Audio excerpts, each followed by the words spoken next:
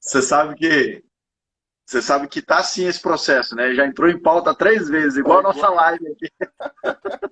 Foi boa a ilustração aí, que tá igual o Foi processo. perfeita a ilustração, exatamente. Entrou em pauta 3 vezes e só na terceira. Vamos ver, pode ser que na terceira então vai ter um julgamento, né? Vamos torcer. Luiz, Vai ver vamos que foi contar essa profética história aí aí então. essa. Hã? Vamos contar essa história então a partir de ontem? Ou vamos começar do começo? O que você acha melhor? Você manda, você manda. Porque assim, estava previsto para ontem e mais uma vez foi adiado, né? Então vamos. O que aconteceu ontem? O que deu aí? Ô, Romeu, eu acho que valia a pena para o pessoal que está participando com a gente fazer aqui um histórico rapidinho dos dois Contextualizar, né? casos, Claro. né? Engraçado que eu aguardo esse processo. Você está me ouvindo bem, não? Ouvindo bem, tá 100%. Tá. Eu, quando cheguei a Brasília, me deparei com esse caso em 2008. Então, nós estamos falando aí. Engraçado que nós estávamos falando de um processo que envolvia um jovem que daqui a pouco vai envolver alguém da terceira idade, né? Mas é uma coisa incrível. Porque já Ele tá o quê? estava aí 13 anos? começando a vida dele profissional, se preparando para o concurso, como muitos dos nossos jovens podem estar passando por isso agora. E ele se preparou muito para isso, e era um concurso do Tribunal Regional Federal da Primeira Região. O nome dele é Geismário, é um nome fácil da gente guardar, porque é um nome diferente, né? E o Geismário começou a se preparar para a prova, e ele queria muito isso. Queria muito isso. E ele fez a primeira etapa, Romeu, e ficou em primeiro lugar. Mas não é um primeiro lugar daqueles mais simples, né? É um primeiro lugar isolado. Primeiro lugar isolado. E aí ele ficou desesperado quando marcaram a segunda etapa, e a segunda etapa foi marcada para um sábado. Uhum. Só que veja como a coisa começa aí, um elemento complexo. A primeira etapa foi, a segunda etapa foi marcado para um sábado, para uma parte da turma, e para um domingo, para uma outra parte da turma. Nossa.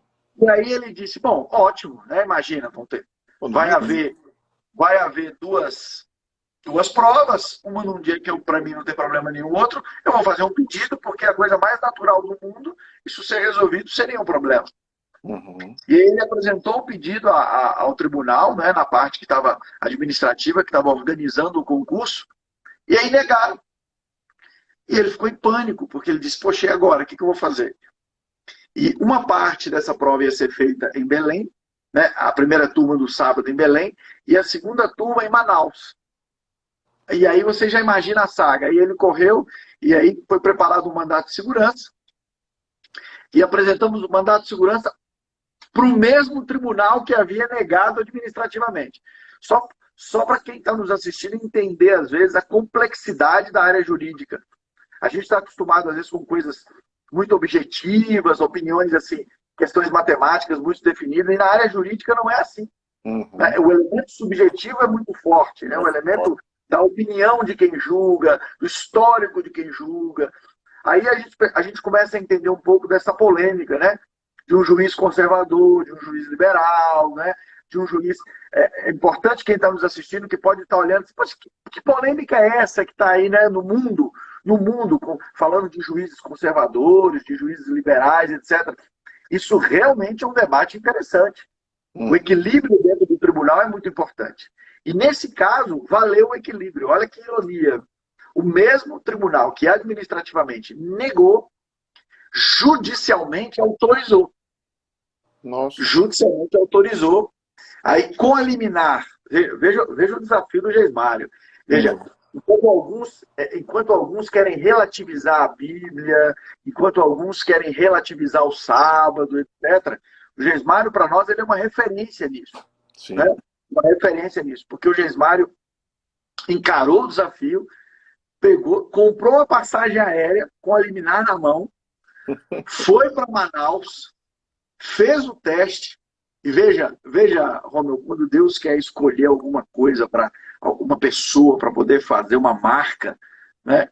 Ele não faz, às vezes, de brincadeira, né? Não E mesmo. mais uma vez o Geismário ficou em primeiro lugar, isolado, Que show. isolado fazendo.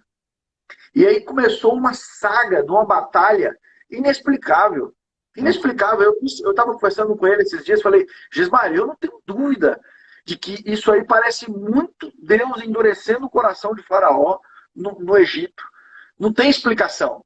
Porque você ficou em primeiro lugar, não é? E, Romulo, você também trabalha no setor público, você sabe que sentido faz o Estado não escolher o primeiro lugar isolado, cara. Não tem lógica. Isso tudo faz, ou seja, que não seja aí um elemento religioso muito forte, né? Uma questão, às vezes as pessoas não entendem, dizem, um cristão não sofre perseguição no julgamento da DO 26, que trata do crime de homofobia. Quando eu falei isso, algumas pessoas do plenário começaram a rir. E diz, quando um cristão pode sofrer uma perseguição?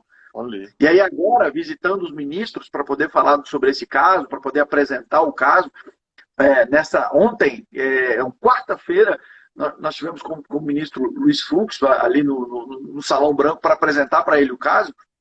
E quando eu apresentei o caso para ele, ele disse, não, peraí, o que você está me dizendo? Porque às vezes as pessoas não acreditam que isso pode acontecer. Verdade. E eu disse a ele, ministro, o senhor se lembra? Ele falou, eu me lembrei da discussão da sustentação oral, lá da questão da DO 26, do crime de homofobia, que eu tinha mencionado. Eu disse, olha, os cristãos também podem ser perseguidos. Mas a questão é que a gente é perseguido em questões pontuais, né? Às vezes as pessoas falam de bullying. Quantas vezes as pessoas já não estão ironizando? Né? Ironizam com a crença. E aí agora vem um expoente e diz, olha, vamos relativizar a Bíblia, etc. Ou seja, isso tudo vai enfraquecendo o trabalho que a gente faz. Isso tudo vai enfraquecendo tudo que a gente constrói na questão de mostrar a importância da crença. Bom, e aí, mostrando isso para ele, ele disse, poxa, Luigi, o Supremo não tem se furtado a defender as liberdades e as garantias de minorias. E nesse caso específico é um verdadeiro absurdo, porque imagina, o Estado não selecionou o melhor porque ele guarda o sábado, entende? Né? Aí você fala assim, mas o emprego vai trabalhar no sábado? Não, o emprego não tem nada a ver com o sábado. É o Tribunal Regional Federal, né? O concurso, o TRF1. É o emprego do Tribunal Regional Federal, ou seja, é realmente uma questão irônica para nós, icônica. Aí você começa a entender, eu estava falando com o Gesmário, e Deus abençoou o Gesmário grandemente, ele passou já em outros concursos, ele já está num concurso muito melhor, mas conversando com ele, ele falou comigo assim, ele falou, Luigi, eu quero entrar nesse concurso. Ele dizia, eu quero, nem que seja para abrir mão e ir para o segundo lugar, mas é muito forte para mim essa questão, sabe? Como simbólico. Porque né? ele passou os concursos depois, mas ele passou um tempo desempregado. Né? Ele passou um tempo desempregado. Veja, você passou em primeiro lugar. É certo que você vai assumir. E veja como a coisa pode ser, a perseguição pode ser uma questão muito mais forte do que a gente imagina, Roma. Ele passou e o tribunal preferiu perder o concurso todo. Preferiu perder o concurso todo a dar posse para ele. É impressionante. Já imaginou com o que nós estamos lidando nesse caso, né? Não é uma coisa normal, é uma postura que você não consegue entender.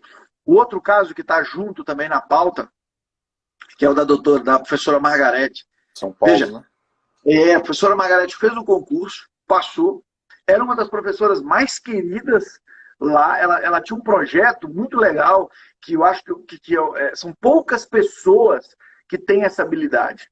Poucas pessoas. Ela era especializada em alfabetização de jovens adultos, né? Jovens adultos. Então ela pegava jovens ali, geralmente pessoas que vêm da lavoura, pessoas que não tiveram oportunidade, e ela alfabetiza jovens de 18 a 25 anos. É um projeto muito interessante, com muitos resultados. E aí ela trocou a chefia de recursos humanos, e essa chefia começou uma perseguição. E o mais legal de tudo, né, é que no dia da exoneração, ela pediu para orar com a RH, ela entregou os livros, ela entregou tudo, ela fez. E ela disse, olha, é muito bonito quando você vê Deus escolhendo alguns exemplos, né? Ela disse, olha, eu vou sair, eu vou passar em outros concursos, mas eu queria que você não perdesse essa oportunidade. Entregou um livro para ela de presente, pediu para orar e explicou para ela sobre o sábado. Eu queria te explicar a minha crença. Eu já estou indo embora, você está me exonerando, eu estou indo embora. Mas eu queria explicar a minha crença. E a Margarete cumpriu a promessa. Ela saiu, passou num concurso melhor, mas ficou muito triste de ter deixado para trás vários jovens que estavam num processo de alfabetização. Então, você veja, Romeu, que coisa interessante. O Estado assumiu um prejuízo para não cumprir a Constituição Federal. É impressionante. É interessante. O Brasil, nós brasileiros, Romeu, nós e os jovens adventistas precisam ter consciência disso. A gente tem que ter muito cuidado, porque no Brasil nós estamos ficando viciados no Estado. Uhum. O Estado está tão presente nas nossas vidas que nós estamos ficando viciados no Estado. Então, se você for para países mais desenvolvidos, nós temos exatamente o contrário, que é primeiro o indivíduo, depois o Estado. Depois do Estado. Primeiro o indivíduo, depois o interesse público. Não há nada mais interessante para uma organização e para o ordenamento jurídico do que a valorização do indivíduo. Claro. No Brasil, nós estamos começando a viver o contrário. É tudo primeiro o Estado, né? Primeiro, e aí depois você... E às vezes, numa questão pequena como essa, você vai mudando o ordenamento jurídico. E aí, o que acontece quando você começa a sair do indivíduo e ir para o Estado como um todo? Você começa a esmagar. Uhum. Você começa a esmagar as minorias. Né? Quando, na verdade, o desafio do Brasil é exatamente a integridade. Nosso desafio como Brasil é a integridade. Então, às vezes as pessoas confundem, Romo, a postura da igreja com o que a igreja pensa do Estado. Entende? Por exemplo, a igreja tem os seus posicionamentos que não são idealizados por ela. São idealizados por um fato social chamado Bíblia. Isso. A gente tem que entender que o dia que nós relativizarmos a Bíblia, né, nós vamos estar acabando com a igreja. Lógico. Nós vamos estar acabando com a crença. É a base. E, Romeu, eu disse isso ontem para um ministro que falou comigo: doutor, não está na hora de vocês darem uma revisada? É muito engraçado as pessoas quando não entendem uma crença, porque as pessoas não podem confundir, Romeu, crença com escolha. É. Escolha é uma coisa, crença é outra. Totalmente diferente. Né? Então as pessoas muitas vezes falam assim: mas por que vocês escolheram? Não, ninguém escolhe. Uhum. Igreja não é... E veja, a crença, a religião, não é uma coisa que você vai na prateleira e diz assim: qual que é mais conveniente para mim? Não. Ou você crê ou você não crê. A crença é algo muito mais forte do que isso. Uhum. E aí, conversando ali, explicando, e ela disse assim: não está na hora de vocês reverem esse conceito? Né? E eu disse: olha, o dia que a gente for pensar desse jeito, nós vamos acabar com tudo aquilo que Jesus construiu. E eu disse para ela: se você me permite, doutora, falar um momento histórico em que isso foi questionado. Isso já foi tentado uma vez. Uhum. Essa questão de mudar a lei de Deus foi tentado uma vez. E não deu certo. Não. E graças a Deus que não deu certo. Sim. E ela disse assim: quando isso foi mudado? Eu disse a ela: no Getsemane. No momento que Jesus estava passando o momento mais difícil do ministério dele. No momento que ele estava sentindo todo o peso da humanidade sobre ele. No momento que tudo estava sobre ele, que ali estava um grande momento ali, ele disse: pai, se possível for, passa de mim esse cálice. Uhum. Né? E ele diz isso 3 vezes. Sim. Ou seja, se fosse possível alterar a lei de Deus, era ali que teria sido alterado. Né? Era ali que teria sido mudado. Porque era Jesus fazendo esse pedido.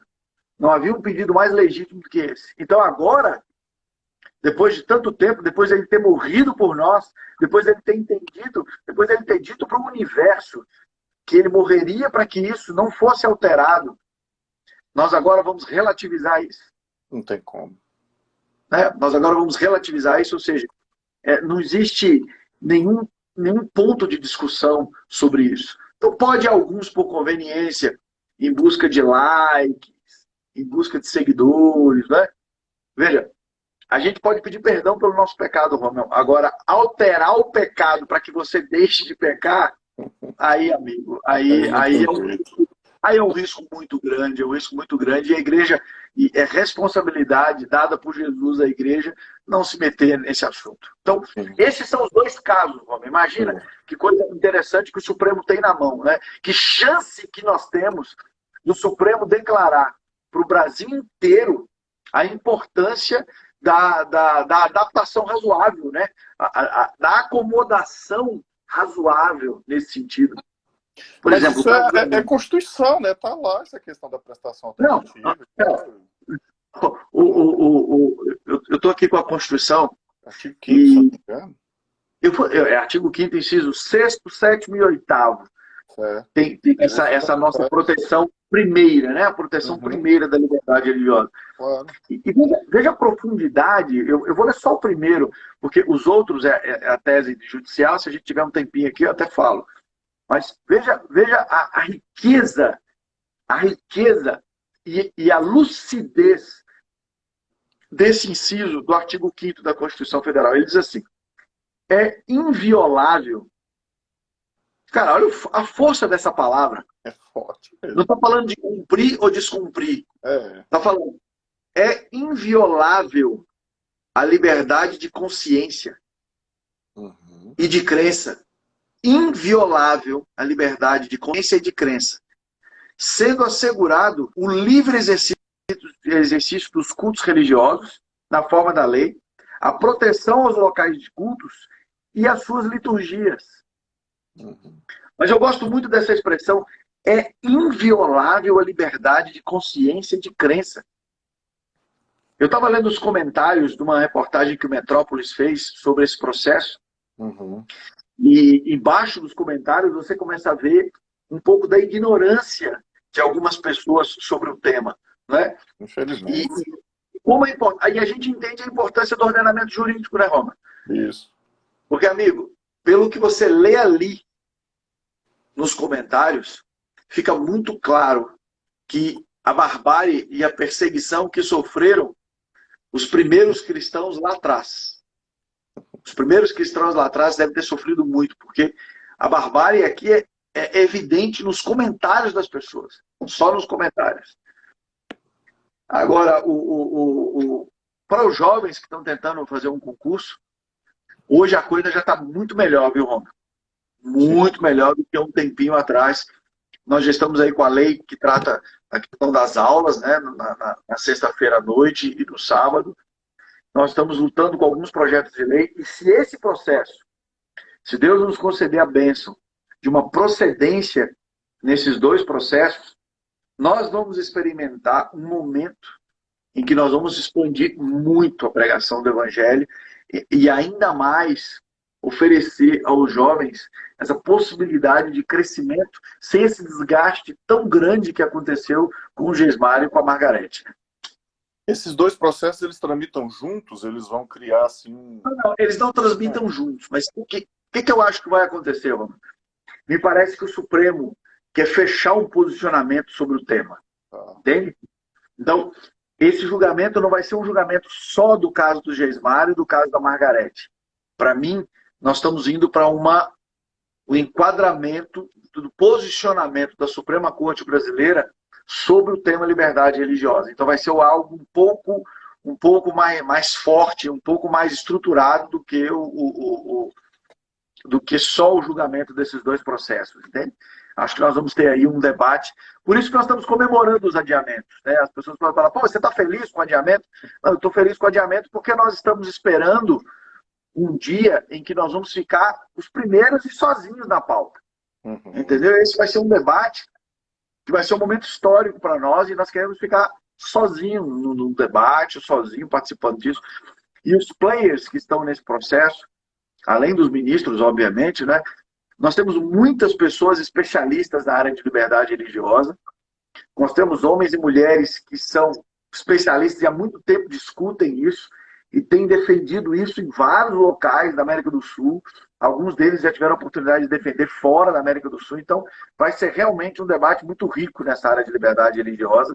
E, obviamente, os jovens precisam acompanhar porque eles são os mais interessados, né? Os Exatamente. jovens são os mais interessados no resultado disso. Não que liberdade religiosa não seja importante para todos, mas os jovens é que sofrem o primeiro impacto, né?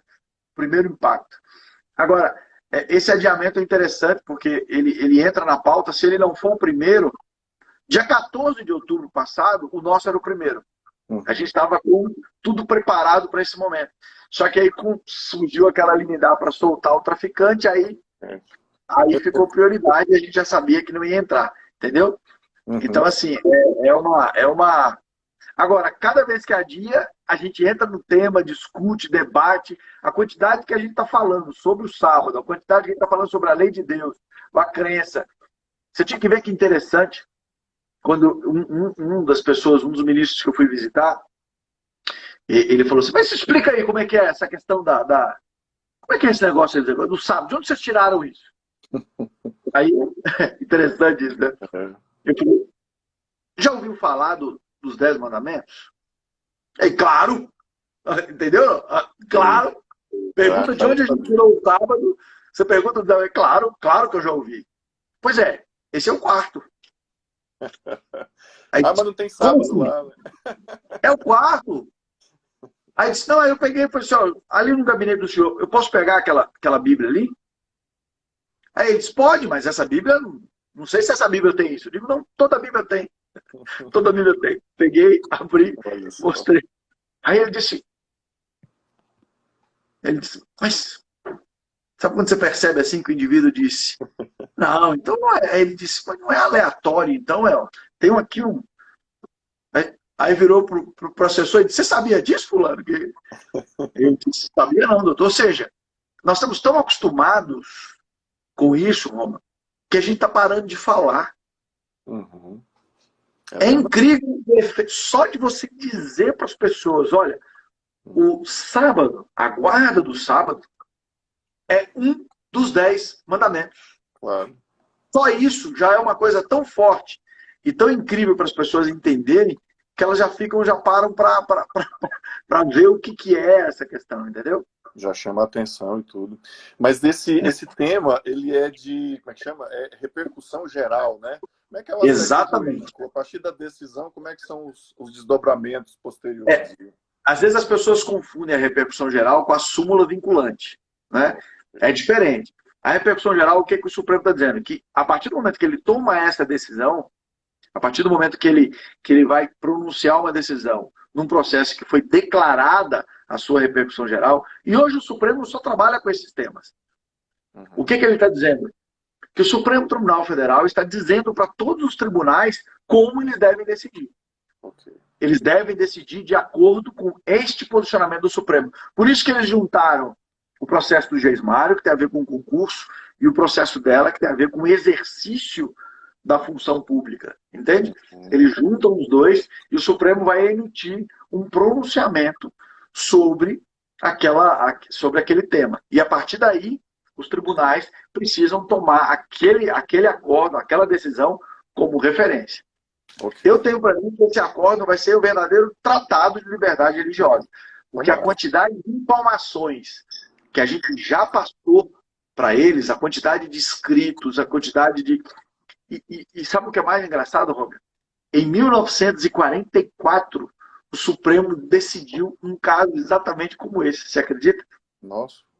Um caso de um soldado adventista que se converteu com um pastor japonês. Olha só. Né? Um pastor japonês. E é interessante porque o preconceito, o xenofobismo estava tão forte naquela época no Brasil, imagina o período de guerra ali, guerra contra o Japão, etc. Claro. E no Brasil tinha um pastor que era japonês. Entende?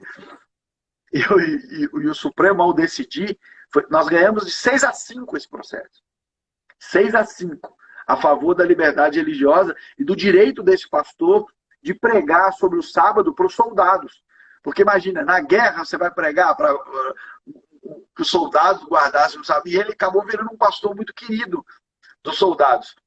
E o pastor foi acusado criminalmente de estar indo de encontro à segurança nacional. Ou seja, ao pregar sobre o sábado, ele estaria prejudicando a segurança nacional. Imagina. Olha só.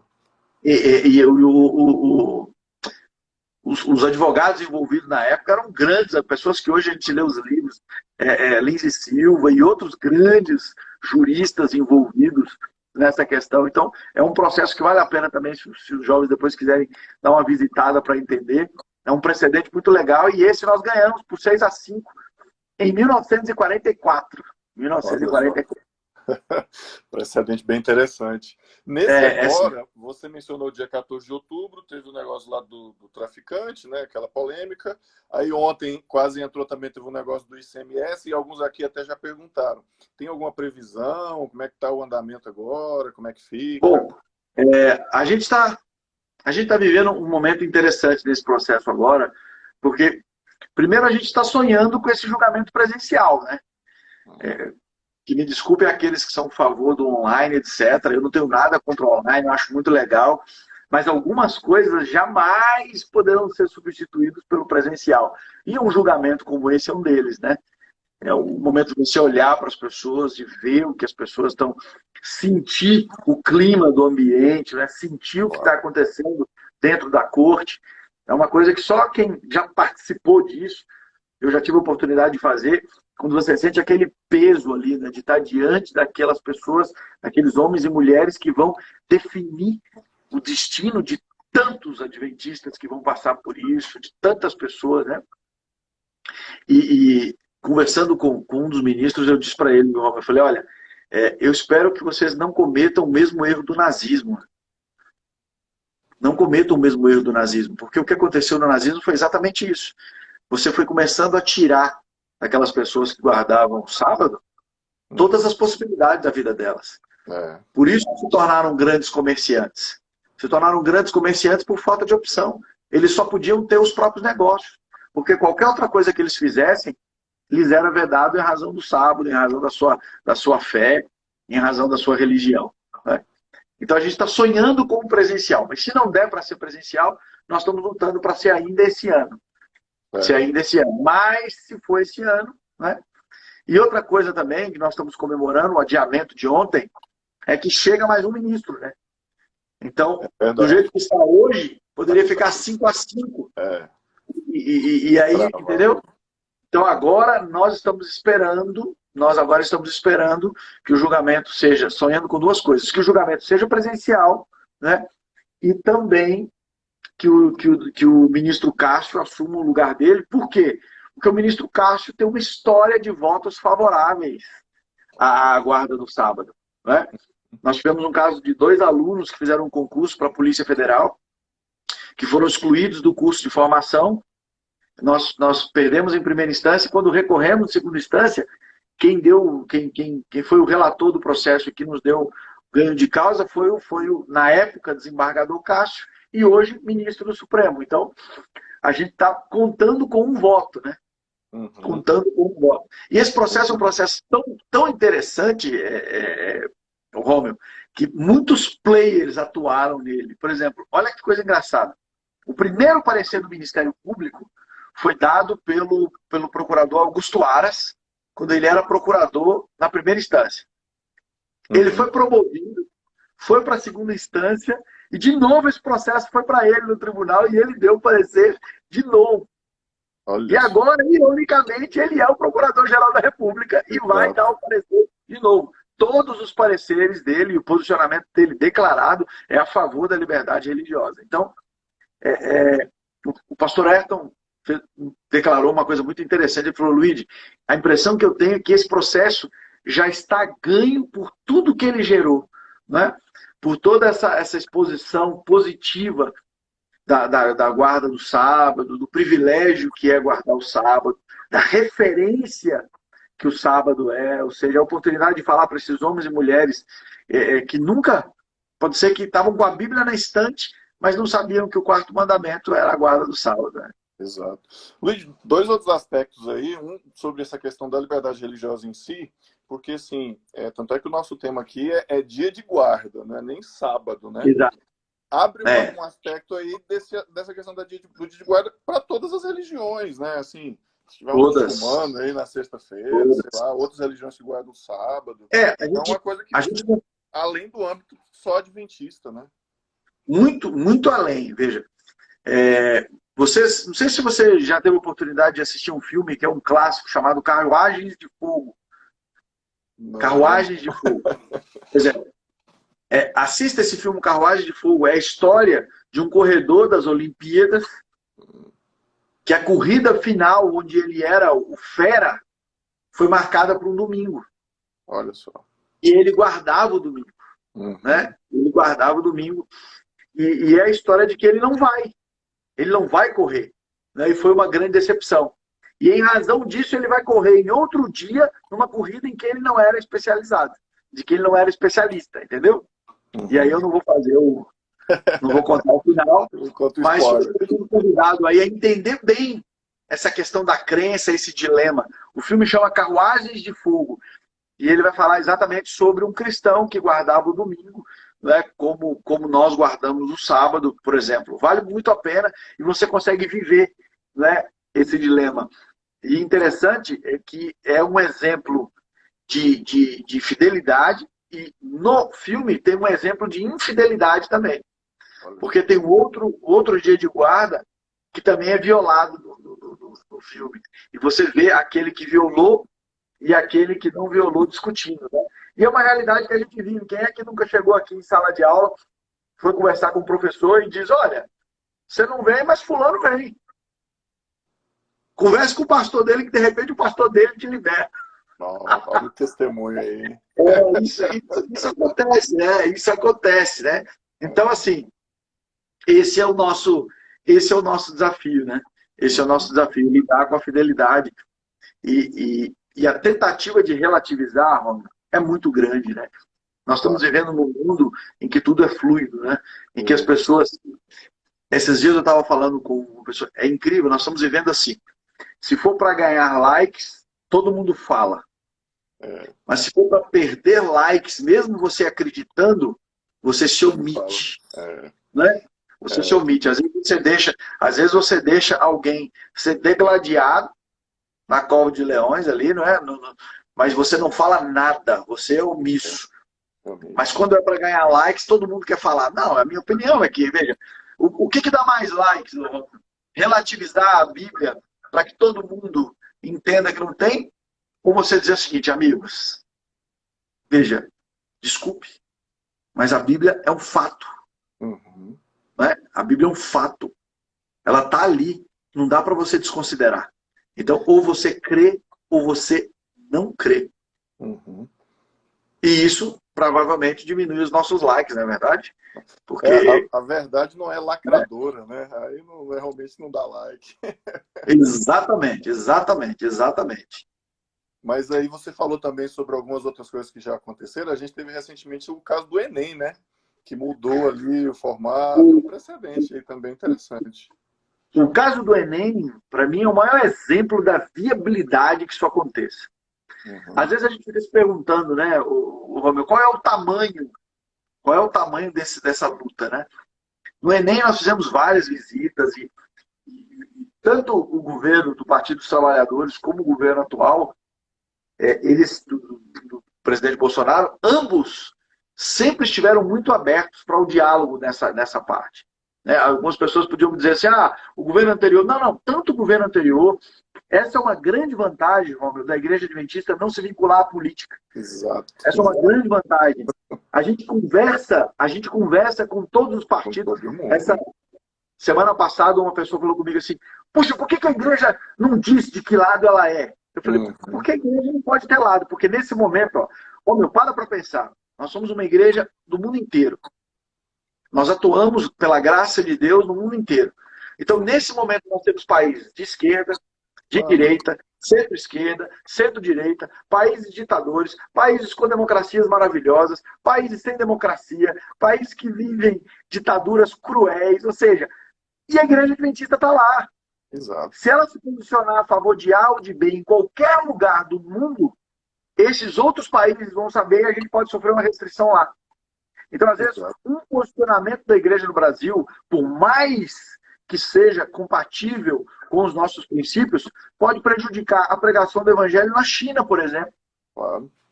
O nosso lado não é esquerda nem direita, é o lado de cima, né? É o céu. Exatamente, ou seja, Cristo foi muito claro quando disse que o meu reino não era desse mundo. Então, esse é o ponto-chave. Por mais que alguns queiram que a igreja escolha os seus candidatos, né? Mas isso, pela graça de Deus, não tem acontecido e espero que não aconteça. Bom, e voltando aí à questão do Enem. Então, a gente teve sempre um diálogo muito aberto com ambos os governos. Nos últimos tempos, a gente vem. E o Enem é uma prova dessa evolução e desse crescimento desse diálogo, né? Então, a gente começou a apresentar, primeiro, nós temos um histórico de sucesso em Brasília, né? A UNB assegura a prestação alternativa há décadas. Né? Então, os jovens de Brasília têm esse privilégio, porque a UNB já oferece essa alternativa há muito tempo, com muita estabilidade e segurança. Né? E aí, quando a gente vem para o Enem, na primeira discussão, nós começamos a entrar nessa ideia, poxa, se não, mas vai ficar muito caro. A primeira posição, se vai ficar muito caro, a gente não vai poder conceder. E eu me lembro que a gente chegou com uma equipe, o pastor Hélio, todo mundo, e começamos a conversar e dizer, olha, tudo bem, mas vocês se preparem para uma enxurrada de liminares.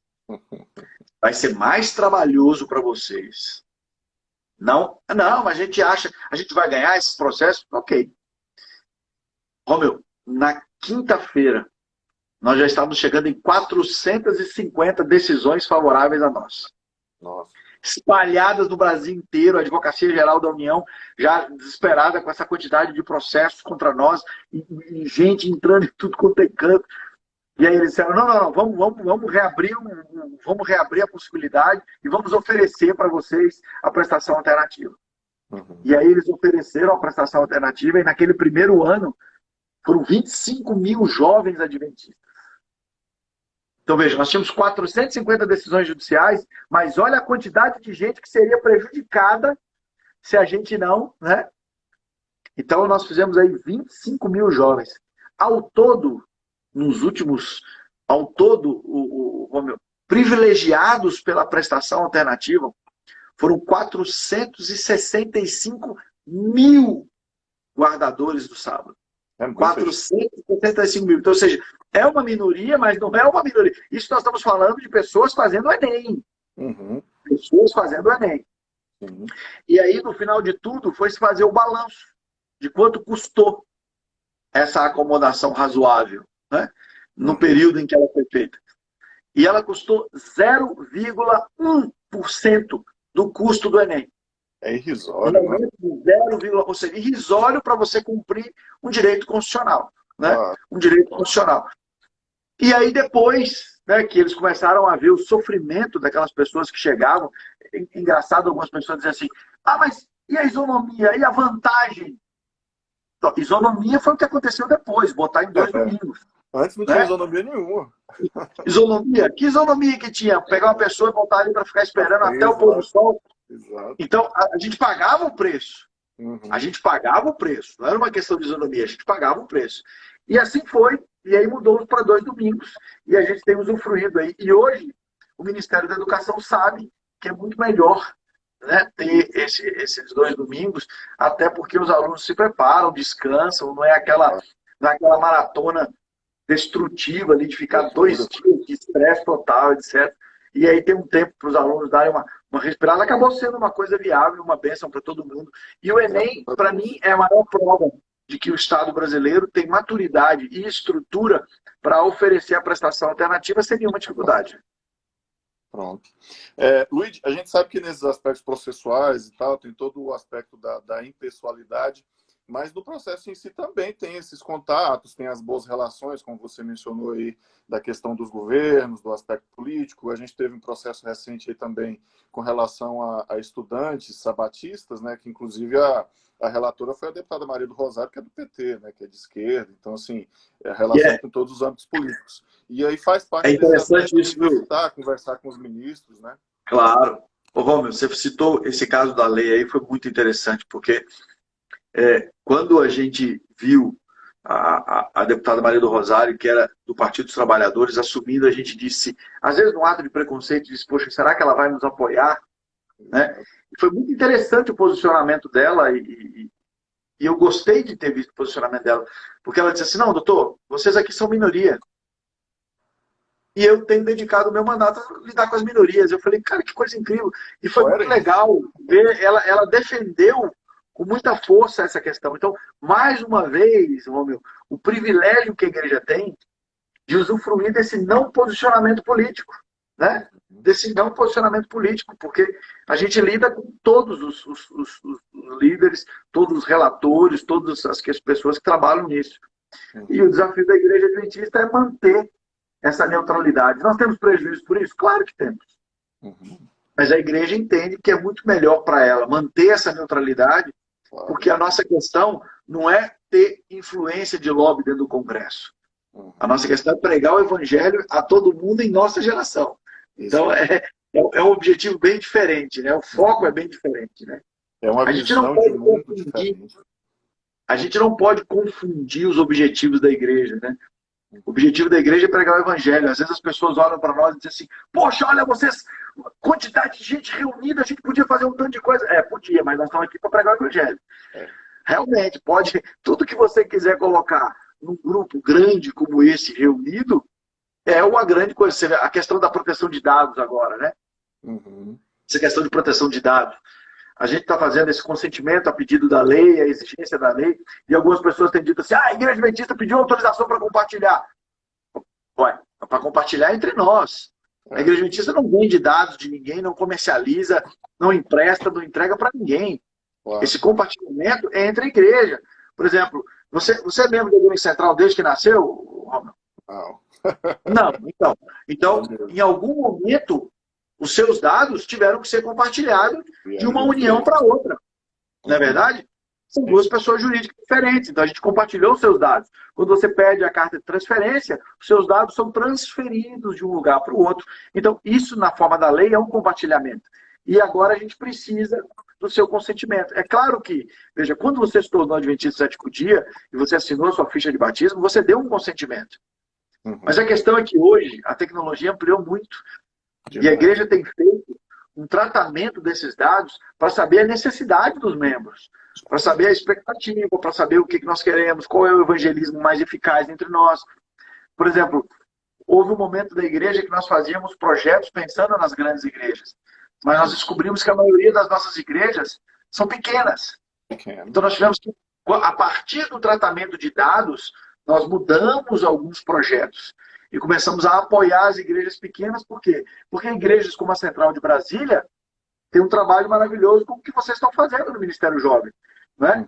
É só olhar a quantidade de lives e projetos envolvendo todo mundo que vocês estão fazendo. Isso é um mega trabalho agora. Eu fui diretor jovem, eu sou líder JA investido, eu sei o trabalho que dá a fazer o que vocês estão fazendo. Eu sei quantas pessoas têm que ser envolvidas para isso acontecer. Então isso funciona numa igreja grande e estruturada como a Igreja Central de Brasília. Mas nós temos pequenas igrejas, como é o caso da minha, né?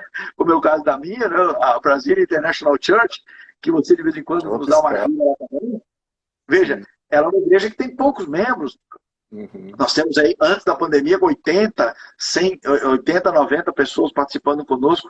E aí é um desafio você montar os programas, é um desafio você montar as coisas. Então, esse é o ponto-chave. O tratamento de dados é outro elemento que a gente tem vivido aí, né, que as pessoas têm especulado, etc. O tratamento de dados dentro da igreja está parecendo a vacina. Cada um fala uma coisa, né? Mas o que a gente quer é exclusivamente isso. É ter autorização para fazer o melhor para a própria igreja mesmo. Nós não vamos passar dados. Nunca passamos, não passamos e não passaremos dados para ninguém, óbvio, né?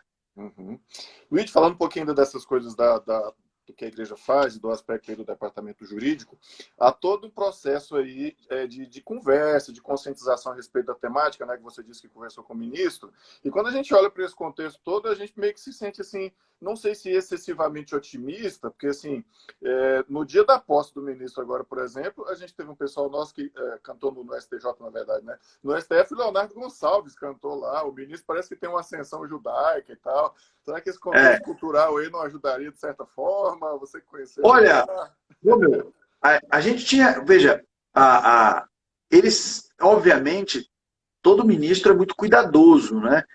Em falar questões pessoais, em expressar questões, ainda mais quando o assunto é religião, é muito inteligente da parte deles, serem muito discretos com relação a isso.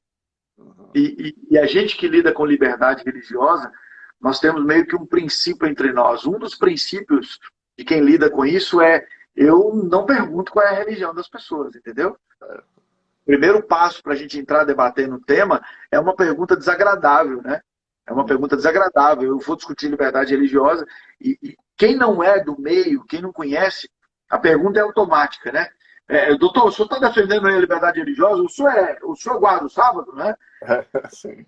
Eu guardo o sábado, mas, por exemplo, eu já fiz defesa de testemunho de Jeová. Eu já fiz defesa de testemunho de Jeová. Né? Eu tinha uma aluna, quando eu dava aula na Universidade Federal do Sergipe, eu tive uma aluna na conclusão de curso, eu fui orientador dela, e a conclusão, o trabalho de conclusão de curso dela foi exatamente sobre a monografia dela, foi sobre liberdade religiosa dos testemunhos de Jeová com relação à transfusão de sangue. Ou seja, ela fez essa monografia pensando exatamente num caso do irmão dela, em que eles conseguiram uma substância análoga ao sangue para poder fazer a cirurgia, e sustentando que nesse caso era um direito deles, e realmente, efetivamente é. Né? Efetivamente é. Então, eu nunca, não necessariamente você pergunta qual é a religião. E os ministros do Supremo, eles são muito discretos com relação a isso. Alguns a gente sabe a religião, né? Olhando o histórico da vida deles, mas eles mesmos não se pronunciam abertamente sobre isso, entendeu? Eles não falam abertamente sobre isso. Agora, a gente está muito otimista, porque a gente pega um histórico, né? A gente puxa um histórico de pessoas, do que eles vêm falando, do que eles trabalham, do que eles discutem, né? Então, a gente tem a questão do Fux, que tem essa ascendência judaica. A gente tem esse voto do ministro Castro que foi dado lá atrás, favorável a nós, né? Nós temos alguns outros ministros que são sempre a favor das minorias, né? Então, eu brinquei com isso quando eu fiz a sustentação do oral no caso da homofobia. Eu disse, olha, a única coisa que me deixa... uma das coisas que me deixa feliz nesse julgamento aqui é que eu estou vendo a sensibilidade de vocês para as minorias, né? Quase que eu disse assim, eu vou trazer daqui a pouco uma coisinha e eu quero que vocês... Eu espero que os senhores e as senhoras sigam nessa mesma linha, né? Nessa mesma linha de entendimento aí. Então, a gente realmente está muito otimista, Romeu, mas eu gosto de ficar com as palavras do pastor Ayrton nesse aspecto. A igreja e o evangelho já ganhou. Né? Esse processo já foi uma vitória para nós. Já foi uma vitória. E se vocês quiserem olhar no meu canal aí, tem uma live que eu faço com a doutora Maria Cláudia, que é advogada do Geismário. Eu era advogado do Geismário até chegar próximo desse processo. Só que como eu participo da ANAJURE, que é a Associação Nacional de Juristas Evangélicos, eu já ia ter oportunidade de falar nos dois. Porque a ANAJURE está nesses dois processos. E aí a igreja optou por convidar a doutora Maria Cláudia para assumir a advocacia do Geismário. Eles me pediram, e eu, com muita alegria, abri mão, porque a doutora Maria Cláudia Bucchianeri é uma das, na minha opinião, uma das melhores advogadas que nós temos no Brasil hoje, na área de direitos e garantias fundamentais. É uma super advogada, uma advogada combativa, uma advogada militante, né? Uma advogada respeitada no Supremo Tribunal Federal, e antes de qualquer coisa, foi uma grande parceira lá atrás, quando ela estava começando, quando eu cheguei a Brasília. Esse ano eu estou fazendo 13 anos que estou aqui em Brasília. Vocês sabem que eu passei um quinto da minha vida em Belo Horizonte, um terço da minha vida em Belo Horizonte, um terço da minha vida no Nordeste, em Aracaju, e agora eu estou passando um terço aqui em Brasília. Então eu já estou três, eu já estou me sentindo aqui, já estou candango mesmo. Então, quando eu cheguei aqui, ela foi uma das pessoas que me recepcionou nessa área, me apoiou muito nisso, e quando esse processo chegou ao Supremo Tribunal Federal, havia uma forte tendência. O ministro Dias Toffoli tinha acabado de sair da Advocacia Geral da União, E nós dois tivemos alguns embates quando ele era advogado-geral da União, porque ele defendia a União nos mandatos de segurança que eu entrava contra, principalmente as universidades federais. Então eu temia por isso. E ela, como tem muito respeito, muita credibilidade dentro do Supremo, ela literalmente me pegou pelo braço e nós fomos juntos despachar esse processo, conversar com o ministro Dias Toffoli, e ela mostrou para ele, eu também levei alguns materiais, mas ela foi a grande otimizadora dessa proposta e mostrou para ele a repercussão geral. De tal forma que eu estou muito feliz dela ter crescido tanto nesse período do processo, né?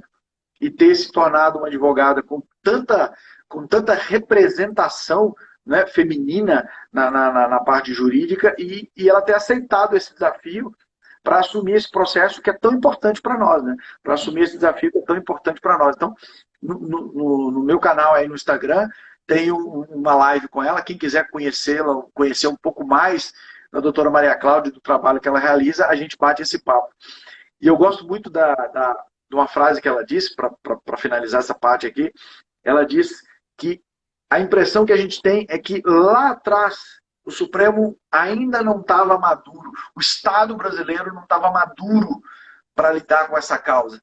E que nesses 13 anos que esse processo está ali, esse processo amadureceu, né? A visão dos ministros, o próprio Supremo Tribunal Federal, o próprio conceito de liberdade religiosa, as mudanças que nós estamos vendo no Brasil, tudo isso que está acontecendo, a ampliação do debate trouxe uma maturidade maior e a sensação que nós temos é que agora nós estamos prontos para enfrentar o tema, nós estamos prontos para oferecer essa acomodação razoável. E como tem um escritor norte-americano chamado Dworkin, ele fala dessa questão da integridade, né? Da integridade, ou seja, a gente começa a experimentar no Brasil essa possibilidade de ter essa integridade, que é todo mundo convivendo e todo mundo escolhendo, aí sim, né? Escolhendo respeitar as crenças das pessoas, que aí não é uma questão de escolha, é uma questão de crença, né? Com certeza, excelente. Luiz, tem uma pergunta aqui do Matheus, que é um jovem da nossa igreja. Ele pergunta sobre como é que é o procedimento administrativo para um jovem requerer assistência da igreja num processo dessa natureza, nessas questões que envolvem concurso, guarda do sábado. Como é que é esse caminho aí? Primeiro, a gente não tem nenhum processo administrativo. Todos os nossos advogados, veja, nossos advogados advogam para a igreja, né? Advogam para a instituição. A única coisa que a gente faz questão de ajudar e até pede para que a igreja seja procurada nesses casos, nesse caso de liberdade religiosa, porque a gente já tem uma farta jurisprudência, nós temos até um grupo de advogados, vocês têm aí o doutor Yuri, que é o diretor de liberdade religiosa, que sempre apoia todos os jovens que precisam, todo mundo que busca. Tem o doutor Klaus, tem o Zé Bulhão, que durante muitos anos, né? Durante muitos anos, o Zé Bulhão foi entrou com... Esses dias eu estava conversando com ele, ele tem um número muito interessante. Eu disse que ele tem que entrar com mais um para poder fechar um número mais bonito. Ele disse, eu entrei com 199 mandatos de segurança. Nossa! Né? Então eu falei com ele, cara, o próximo que tiver eu vou te entregar para você fechar os 200. Né? Então o Zé Bulhão tem um histórico também de apoio nisso, porque ele sofreu isso. Na época dele, em Brasília, ele não conseguiu fazer o vestibular para direito porque não tinha nenhum vestibular que não fosse no sábado. Olha só. Né? E ele teve que sair de Brasília, fazer o vestibular fora e voltar por transferência para Brasília. Que né? Então, assim, e aí depois disso ele assumiu essa vocação de ajudar também. Então, veja, os advogados da igreja estão todos à disposição. E o procedimento é muito simples. Basta você ir aqui, no caso de Brasília, na Associação Planalto Central, ali na PLAC, no Sudoeste, e procurar o advogado. Tem o doutor Arthur, tem a assistente dele, está todo mundo lá à disposição de vocês. O doutor Arthur, salvo engano, é membro da Igreja Central, inclusive. Sim. E tá à disposição de vocês, para tudo que vocês precisarem aqui no Distrito Federal. E se tem alguém nos assistindo de outros estados, em todos os lugares onde tem uma missão, uma associação ou uma união, tem lá advogados à disposição para ajudar. E a gente coloca toda a equipe na América do Sul. Nós somos 169 advogados e nós vamos, de alguma forma, te ajudar a não ser prejudicado pela sua crença e pela sua fé. Muito bom. Mas aí, justamente nesse aspecto, a partir, digamos, que passe lá pelo tribunal e que tenha uma repercussão geral positiva, deve mudar essa questão justamente nessa reestruturação jurídica dessa visão aí sobre o dia de guarda, né? O que a gente espera, é que passando essa questão no Supremo, veja, Romero, você poderia falar assim, vocês têm um plano B? A igreja sempre tem um plano B, né? E esse processo ele vai ser decisivo para nós, porque, primeiro, se nós vencermos, né, e o Supremo tiver esse ato iluminista, né, como o ministro Barroso gosta de dizer, né, essa questão que pode ser contra-majoritária para muitas pessoas, quando você vê nos comentários, ele vai ali e vai abrir essa possibilidade da educação razoável, da acomodação razoável. Ganhamos o processo, fantástico, vai ser uma bênção, nós vamos preparar um kit, vamos mandar para todos os diretores jovens, vamos fazer toda uma campanha com o pastor Campitelli aqui, com o pastor Edgar, nós vamos fazer isso chegar na mão de todos os jovens. Agora, se não acontecer, nós já conversamos com a Anajuri, já conversamos aqui com o pastor Hélio Carnassale, e já conversamos com vários adventistas, nós temos aí vários adventistas que atuam no setor público, nós estamos fazendo já uma força-tarefa, porque se for negativo, se for contra nós vamos atrás de um projeto, já temos vários projetos de lei, tem o Adiel, que é aí da Central também, que sempre é um cara que estuda muito legislação, estuda muito projeto de lei, a gente tem estudado e debatido, e a nossa ideia é fortalecer um projeto de lei que nos assegure a prestação alternativa. Então, se o Supremo entender que não há legislação suficiente para declarar isso agora, nós vamos para um projeto de lei e aí vamos nos juntar como adventistas do sétimo dia, como guardadores e pedir um pleito religioso para a gente entrar firme nisso aí. Entrar firme. Então, a questão é a seguinte, Romulo. Nós vamos evitar a violação dos direitos de liberdade religiosa da guarda do sábado até quando Deus permitir. A gente sabe, eu costumo brincar com os advogados que trabalham conosco, eu costumo dizer para eles, olha, fiquem sabendo que nós ficaremos até o fim. Quando todo mundo estiver indo, nós ficaremos até o fim. Porque é interessante quando o Espírito de Profecia menciona que os nossos jovens vão falar diante dos tribunais. Uhum. E para falar diante dos tribunais tem que ser advogado. Então, a gente está entendendo que essa profecia, pelo menos no Brasil, se aplica a nós. Então, o nosso objetivo vai ser assim, quando o Romeu for preso, porque está pregando o evangelho, porque está pregando o que ele tem que pregar, nós vamos ter a oportunidade de entrar com uma ação, entrar com habeas corpus, para soltar o Romeu. E nesse momento nós vamos pregar para o mundo, né? Nós vamos pregar para aqueles ministros que estão ali, como nós estamos pregando agora, e o Romeu vai entrar em liberdade.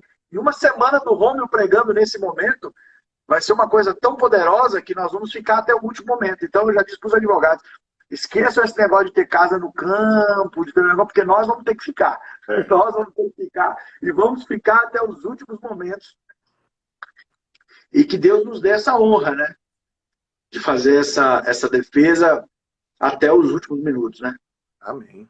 Luiz, é um trabalho maravilhoso. A gente já está chegando no limite aqui do que o Instagram nos permite. Acho que podemos partir agora para as palavras finais aí do pessoal que pode acompanhar, a expectativa que a gente pode fazer pelos próximos dias, orar, claro, né? E colocar nas mãos de Deus todo esse caminho.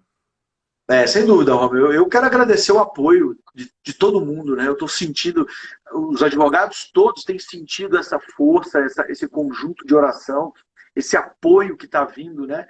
É muito bonito ver a igreja unida, não em torno de uma polêmica.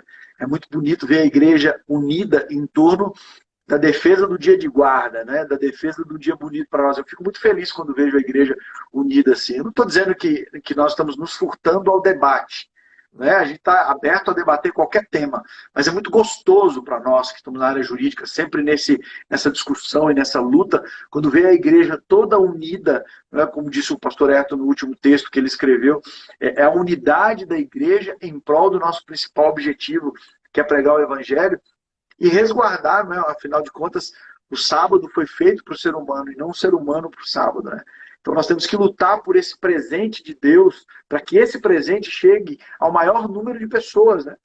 Amém. Deus deu esse presente para nós e nós temos que compartilhar ele com o máximo de pessoas possível. E eu estou vendo nesse processo essa oportunidade.